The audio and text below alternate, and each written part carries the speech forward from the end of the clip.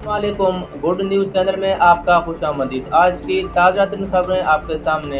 Lucky medical centre doctor Arif साहब के जेर निगरानी में कराची से आए हुए डॉक्टर तमाम अमराज का मुकम्मल बेहतरीन इलाज।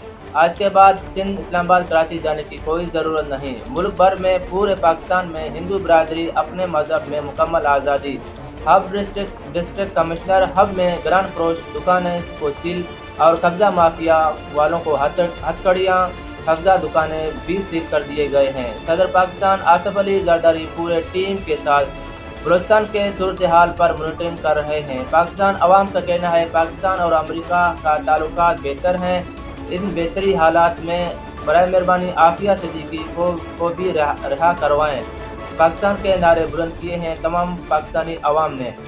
पेट्रोल की कीमतों में कमी, सोने की कीमतों में कमी, मौसम खुश्क और गर्म रहेगा। लुबनान में हजरत ईसा अलैहिस्सलाम का मुजस्समा तोड़ने वाला हमारा ही फौजी है, इसराइल का कहना है।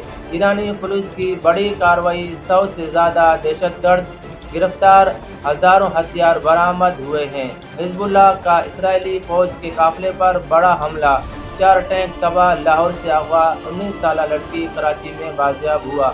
मज़ीद मिलते हैं 1 घंटे के बाद। अपना ख्याल रखिएगा। अल्लाह हाफ़िज़।